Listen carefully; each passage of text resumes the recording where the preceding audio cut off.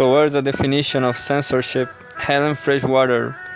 Any redefinition necessitates an assessment of existing provision. This article analyzes contemporary models of censorship and outlines the theoretical antecedents informing the new censorship debate before moving on to a further reorientation of the term. Theories including Richard Burt, Sue Curry, Jensen, and Michael Holkis come under consideration in an investigation which highlights the prevalence of theories which maintain that censorship is an omnipresent structural necessity. The article assesses the influence of Michael Foucault, asking whether the critical preoccupation with constitutive forms of censorship has led to the failure to acknowledge the potential subversion and dysfunction of censorious forces, whilst defending a strongly inclusive application of the term. Towards the redefinition of censorship proposes that we place greater value upon responsiveness to the experience of the censored author or artist. Without such consideration, we risk perturbating procedures of exclusion. Any analysis of censorship will eventually come up against the difficult question of what the term censorship actually signifies. This article engages with contemporary debates over the definition of censorship and discusses the implications of an increasingly wide application of the term. I interrogate the suppositions of the new censorship debate, arguing that attempts to define the slippery concept of censorship often fail to acknowledge the experience of those who consider themselves censored. I propose an inclusive definition that responds to the diverse experience of censorship and which reflects the social-historical specificity of instances of control, conditioning, or silencing. This definition acknowledges that censorship is a process, realizing through the censorship between censorious agents rather than a series of actions carried out by a discrete or isolated authority, in order to reflect the ethical complexity of speaking for the silenced. This definition of censorship is directed by inclusive logic of both and rather than preserving the censorious modality of either or. Many recent analyses of censorship contrast contemporary definitions of censorship with traditional models. Within the last 15 years, the contention that conventional approaches to censorship have concentrated on institutional acts of prohibition to the detriment of a more sophisticated of subtle understanding of censorship has become commonplace. Critics such as Richard Burt, Judith Butler, Annette Kuhn, and Michael Holkis have noted that this conventional conception of censorship focuses upon the external silencing of a resistant subject, speech, or expression, which is understood to be free or hitherto uncensored. Within this model, censorious intervention is generally assumed to take place after the act of expression. Curiously, none of these critics provide those close readings of, or indeed any references to examples of the application of this model, raising the suspicions that it is difficult to locate a definition of censorship which is quite naive, as they imply. However, what is of concern here is the question of redefinition, and below I summarize the alternative models they propose in opposition to this faceless orthodoxy. Annette Kuhn frames her study of early 20th century film censorship, produced in 1988, with a rejection of convention. She states that models which concentrate upon institutional prohibition serve to inhibit appreciation to the complexity of censorship, noting that they tend to reify the censored object, placing it in a position of inert passivity in which it is subordinated to institutional practices. Kuhn alleges that within this framework, censored films can be seen only in terms of their absences of that has been actively denied expression in them. Her redefinition aims to problematize the notion that censorship is always a matter of repression, arguing that we should take greater account of its productivity. She also remarks that it occurs through the interaction of different sensorial forces, concluding that it is a process, not an object.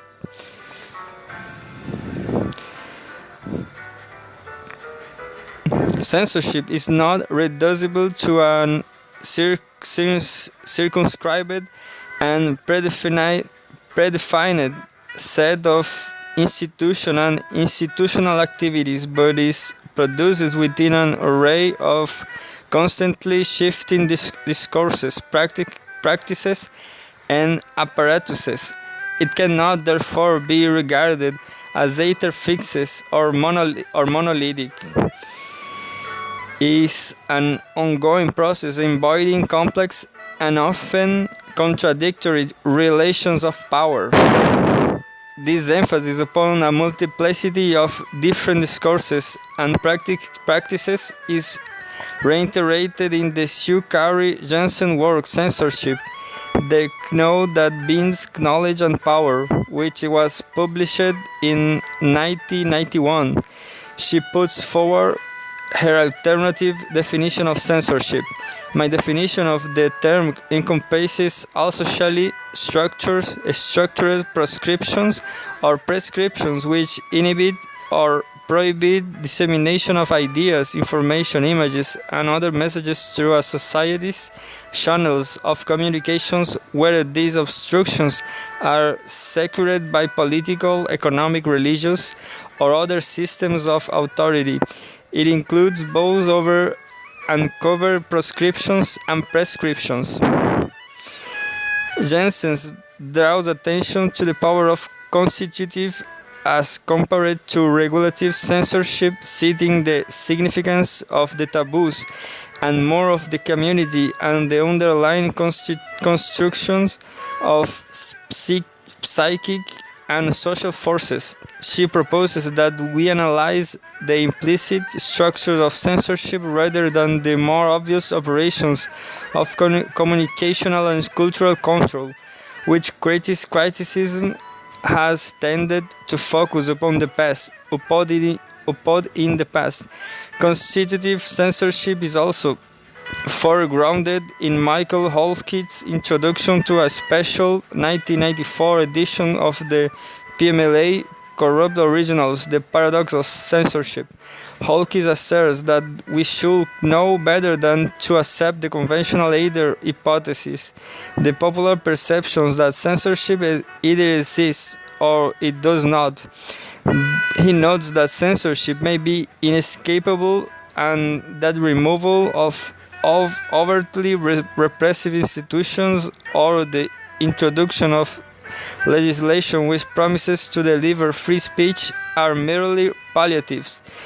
He states that censorship is still traded through a crude axiology as an absolute choice between prohibition and freedom. This position denies the reality of interdicting and mask the necessity of choosing between a myriad specific conditions that embody censorship fatedness. To be for or against censorship as such is to assume a freedom no one has. Censorship is one can only discriminate among its moral and less repressive effects. According to Holkis, the most valuable tool available to those who wish to control cultural activity may be the tendency to characterize censorship as an act of repressive intervention. This conviction leads to the assumption that censorship cannot go unnoticed, thus masking its more obscure operations. This depressing vision defines censorship as omnipresent and inevitable. Other critics have also explored this concept. Some 10 years after Cool publication, Richard Bird's reading of the operations of theatrical censorship in early modern England restates her rejection of long-established definitions. He avers that this deconstructive definition of censorship replaces early academic emphasis upon the 15th century English court's repressive activities with an illumination of procedures of dispersal and displacement. He claims that his more complex and nuanced models demonstrate that censorship has present among a variety of regulatory agents and practices. It was productive as well as prohibitive. It involved cultural legitimation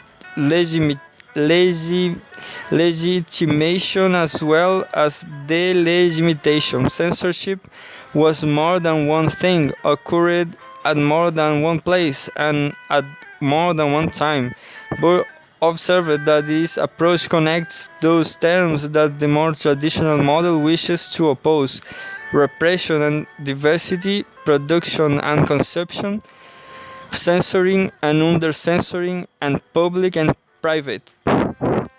I list this treatment of censorship in order to draw attention to the way in which the moment of the redefinition has been repeatedly rehearsed in recent years. These approaches cannot be described as illegitimate, but they are problematic. Kuhn, Olkis, and Bird foreground the productivity of censorship by comparing the naivety of popular or conventional perception of censorship with the theoretical complexity of their own approach.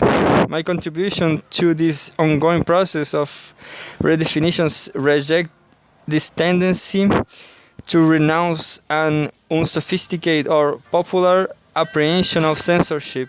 Moreover, I believe that it is important to examine the theoretical foundations underlying this contemporary shift in thinking about censorship. It is to this function I now turn. Constitutive censorship.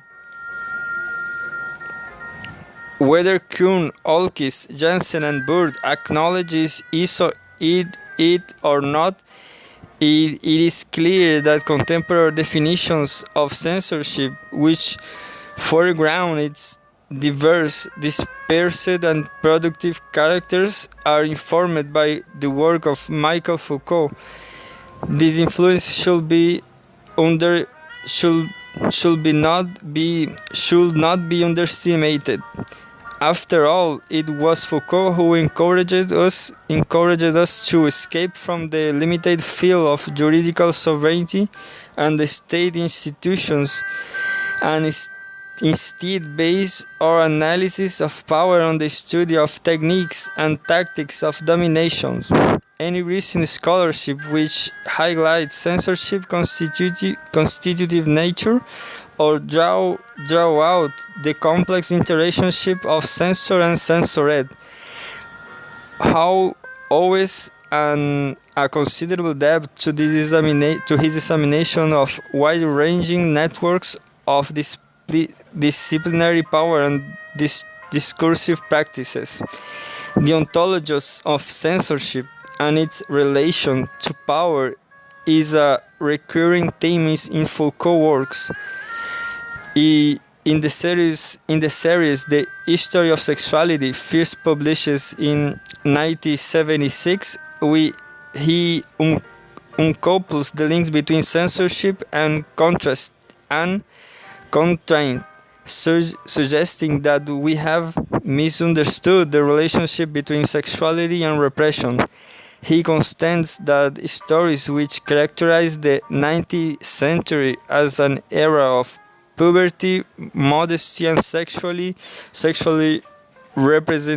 repressiveness failed to grasp censorship's paradoxical power. He argued that sex became the object of obsessive amount of attention during this period. This extensive interest produces areas of knowledge around his focus of cultural anxiety, rather than its excision from the discursive agenda. This results in a reconfiguration of censorship as a productive force, which constitutes the discourse surrounding sexuality as defines its boundaries. Censorship's potential powers as a constitutive force is also explored in Foucault's Discipline and Punish. In this text, Foucault describes the disciplinary function of Enlightenment institutions such as Jeremy Bentham's Panopticon. The architectural principles of this edifice provide a blueprint for the rise of self-censorship. The Panoptic Society, which reflects the design of the prison building, is one of the which internal codes of control displace external methods as methods of punishments and surveillance. Foucault discusses the operations of these codes, nothing that they exist to measure, supervise, and correct the abnormal. He observes that all the authority exercing individual control functions according to a double model that of binary divisions and branding: mad, sane, dangerous, harmless, normal, abnormal, to which every individual is subjected.